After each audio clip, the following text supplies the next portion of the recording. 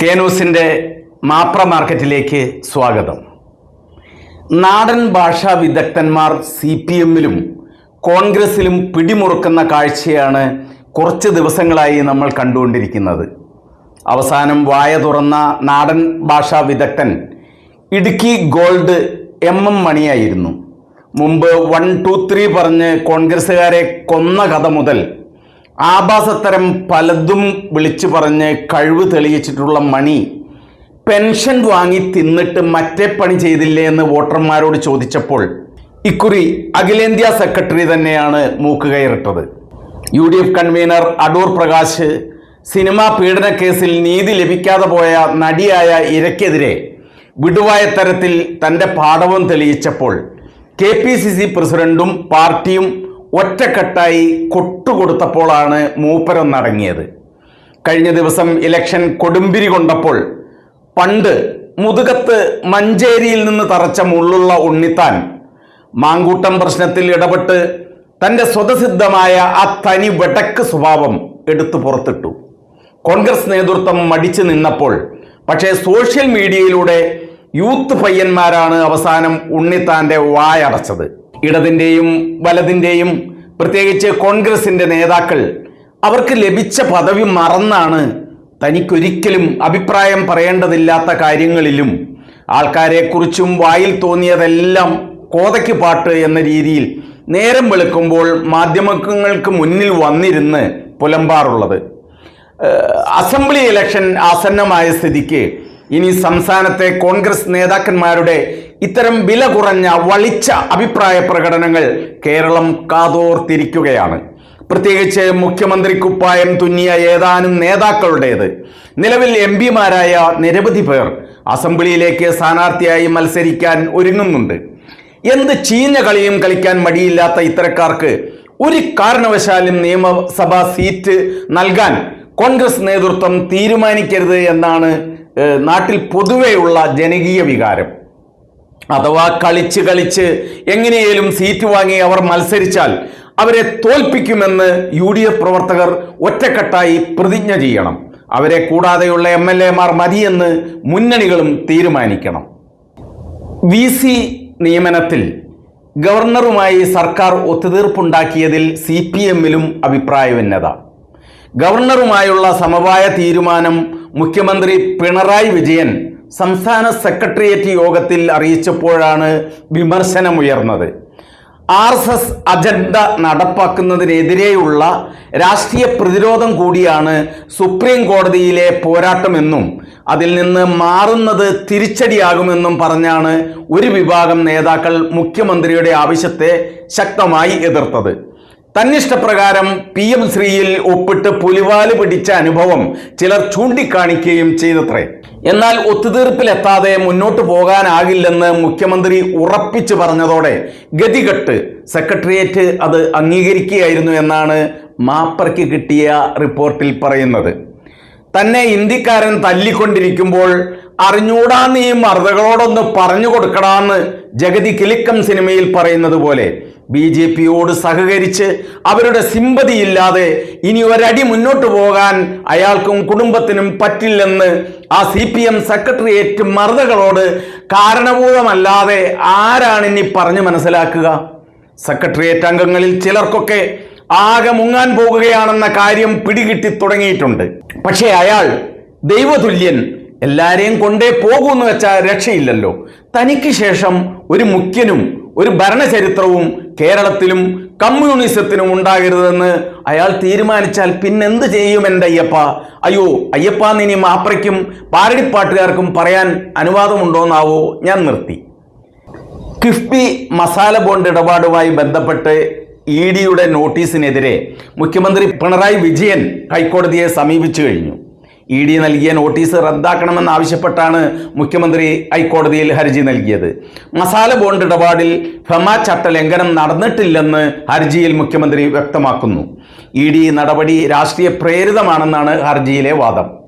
മുഖ്യനിനി ധൈര്യമായിട്ട് കോടതിയിൽ പോകാമല്ലോ. ED-യെ ഇനി പേടിക്കണ്ടെന്ന് നമ്മുടെ PM ശ്രീയും മധ്യസ്ഥൻ ബ്രിട്ടാസ് BJP-യിൽ നിന്ന് ഉറപ്പ് വാങ്ങിയിട്ടുണ്ടാകുമല്ലോ.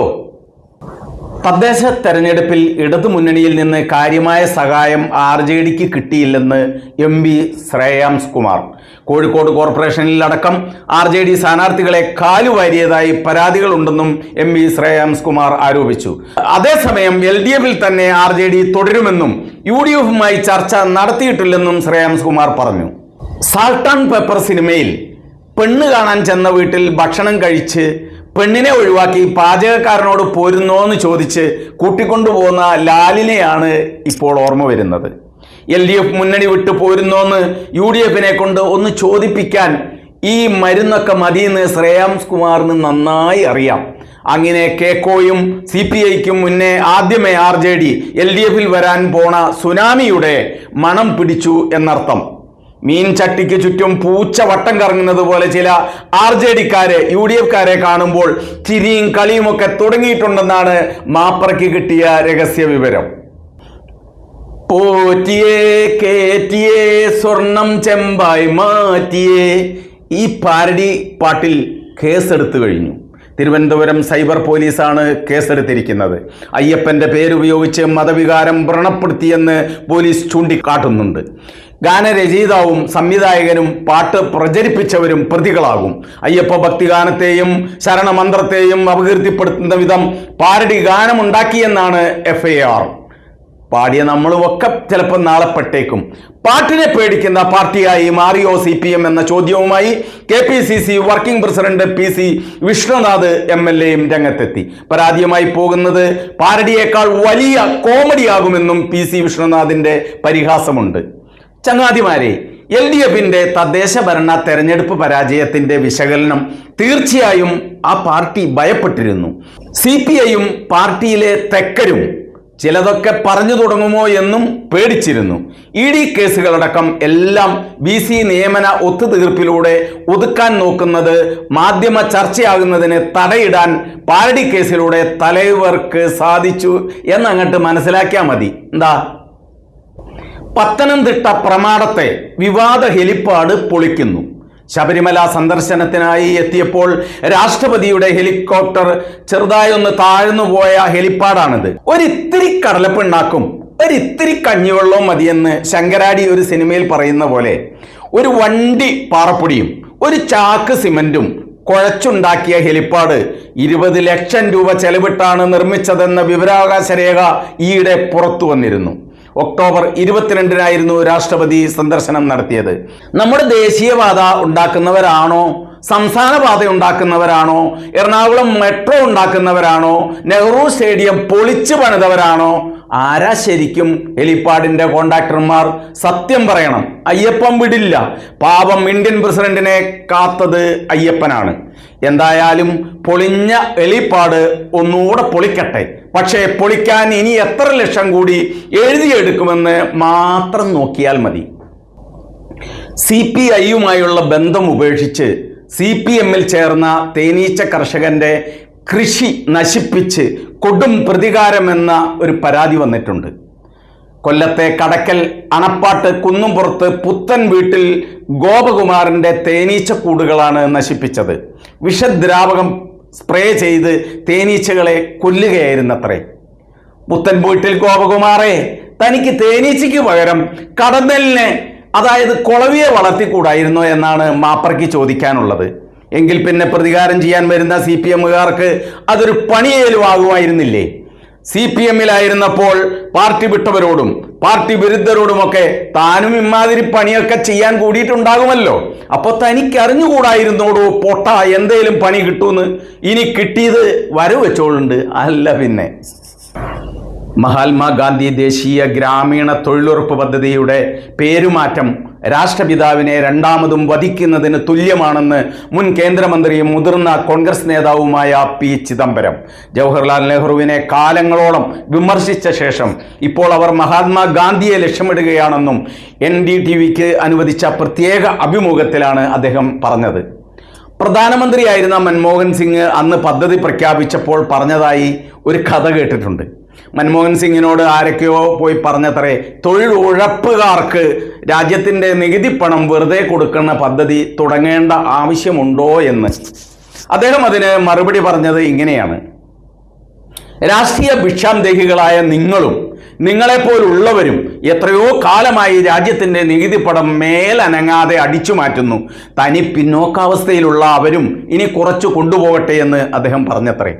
പക്ഷേ പാവങ്ങൾക്ക് കിട്ടുമെന്ന് കരുതി നടപ്പിലാക്കിയ ആ പദ്ധതിയിലെ പണം നമ്മുടെ നാട്ടിൽ പോലും എത്രയോ ലക്ഷക്കണക്കിന് രൂപ രാഷ്ട്രീയക്കാർ, ദല്ലാളന്മാർ, കോൺട്രാക്ടർമാർ അടിച്ചു മാറ്റിയെന്നത് നാം കണ്ടതാണല്ലോ. ഗാന്ധിജിയുടെ ആത്മാവ് ഒരുപക്ഷെ മൻമോഹൻ സിംഗിൻ്റെ ആത്മാവിനോട് ചോദിച്ചിട്ടുണ്ടാവും, എൻ്റെ പേരിൽ നടപ്പിലാക്കിയ ഗ്രാമീണ തൊഴിലുറപ്പ് പദ്ധതിയിൽ നിന്ന് എൻ്റെ പേരൊന്ന് മാറ്റാൻ ഇനി എന്തേലും ചെയ്യാൻ പറ്റുമോ എന്ന്. അതറിഞ്ഞിട്ടാകും BJP ഗാന്ധിജിയെ ഒഴിവാക്കി തൊഴിലുറപ്പ് പദ്ധതി നടപ്പിലാക്കുമെന്ന് പറയുന്നത്. പക്ഷേ ലക്ഷക്കണക്കിന് പാവങ്ങൾക്ക് ആശ്രയമായ തൊഴിലുറപ്പ് പദ്ധതി നിർത്തിപ്പോകാതിരിക്കാൻ നമുക്കിനി കൂട്ടായി പ്രാർത്ഥിക്കാം.